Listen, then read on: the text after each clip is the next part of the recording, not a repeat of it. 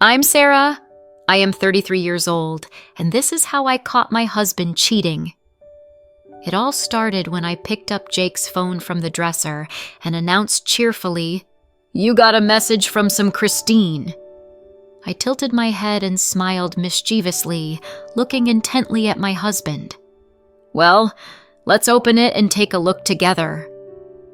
Jake, who was sitting on the couch with his laptop, froze for a moment and then suddenly turned pale. No, he blurted out too quickly. "Why?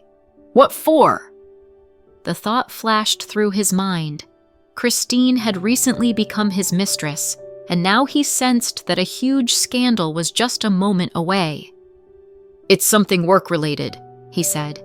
"Give it here quickly. I'll check myself." He jumped up and reached for the phone, grasping at the last chance to avoid exposure. But I decisively pushed his hand away, already unlocked the screen and opened the message. "Jake, honey, when are you coming back to me on a business trip? Buy me those lacy white panties we saw in the store. Kisses, waiting for you."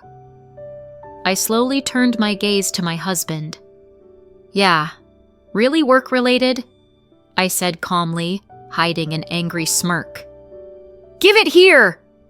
Jake lunged again, but I deftly dodged.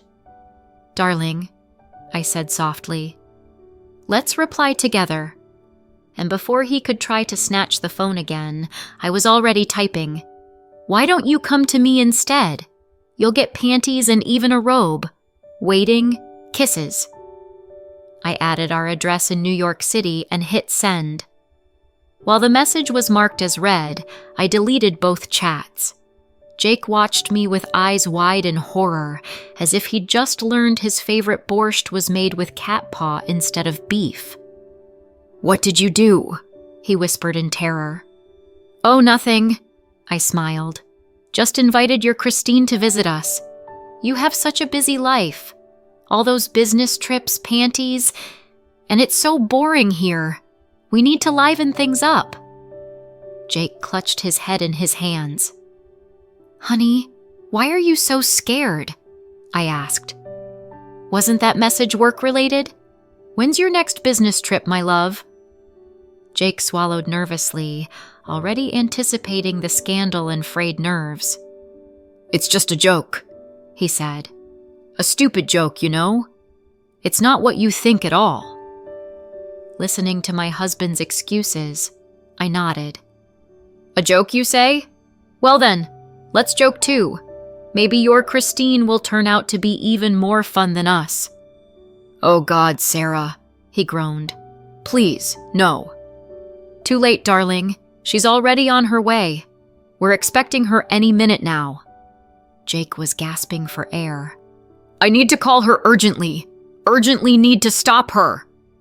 He grabbed his phone and frantically opened the Messenger app. "Oh, I accidentally deleted her number," I informed him innocently.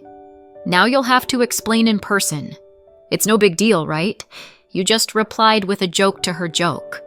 Why are you so worried, dear?" I wanted to laugh watching my husband panic and pace around the apartment. I wasn't a stupid woman and understood perfectly well what that message about panties meant. Jake forcefully threw the phone on the couch. "Sarah, what are you doing? Are you going to have a showdown with her?"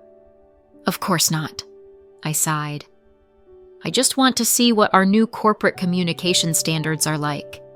Maybe I should reply to my boss too, especially since Greg has offered me a trip to his country house several times to see the peacocks."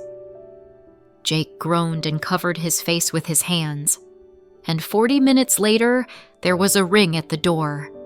Jake jumped up from the couch, and I theatrically fixed my hair and went to the door. "Shall we open it together, dear?" I asked. "No, wait, I'll handle it myself," Jake protested, but I had already clicked the lock.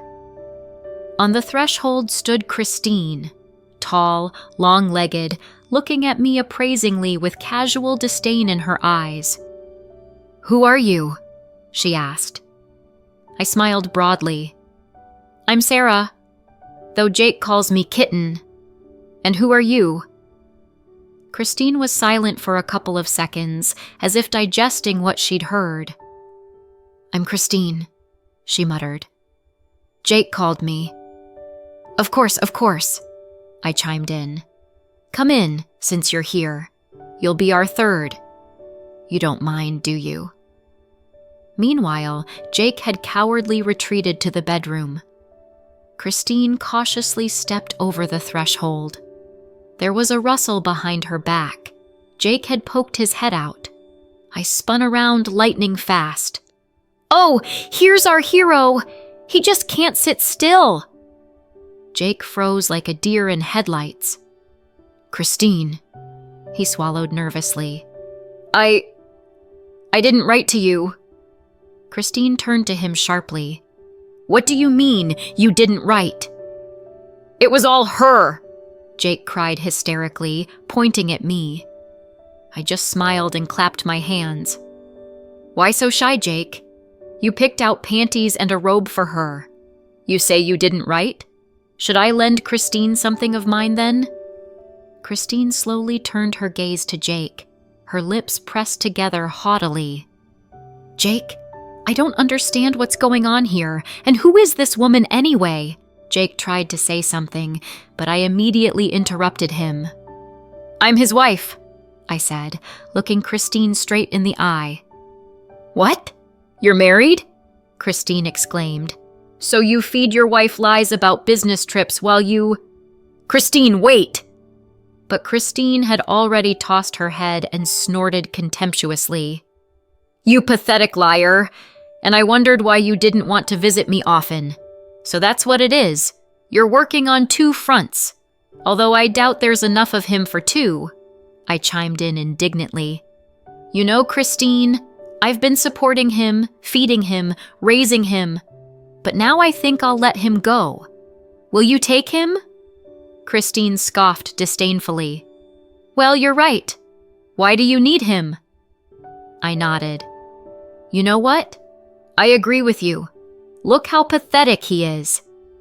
I turned to Jake, who looked like he was about to faint. "Pack your things, dear," I told him. "You have 15 minutes to get out of here. Go on, the grown-up ladies are going to have drinks." Christine wanted to object, but I slapped her on the shoulder familiarly. "Don't you dare refuse. You're my guest now. As soon as this one leaves, we'll sit down and have some fun." Christine was in shock, to put it mildly. But, she stammered. "This is my home." Jake finally managed to say something. "And I'm the mistress of this house," I parried. "And you're a coward and a traitor. Traitors don't live here." Jake looked around the apartment as if seeing everything dear to him for the last time. I won't leave," I thought for a moment. "Then I'll call the police and say a strange man broke into my apartment." "You're crazy," Jake said dejectedly. I just smiled in response. "I think we'll have to sit another time," Christine said, heading for the exit. "You lovebirds have fun by yourselves. I'm not participating in this circus," she added from the hallway. I didn't go to chase after my husband's mistress. The door slammed behind her, and I looked at Jake wistfully. He looked so pathetic with that bag of socks in his hand that I sincerely wanted to laugh. "Oh, Jake," I said sarcastically. "I guess someone's left without a mistress. What a catastrophe. I'd even feel sorry for you, but you didn't buy me those white lacy panties." "You've ruined everything," Jake mumbled quietly. "You've bankrupted me. My position at work depends on Christine, and now I understand I'll be fired tomorrow." "Too bad I didn't really bankrupt you," I shrugged. He looked at me with a gaze full of despair. Sarah, please don't kick me out," he begged. "I'll always be faithful to you in the future." "You have 5 minutes left," I said, turning around and going to the bedroom, leaving my husband alone with his pathetic attempts to think of a way to beg for forgiveness. 10 minutes later, he left. I sat down on the couch, took a glass of wine in my hand, and exhaled. Now he really has a business trip. But only one way.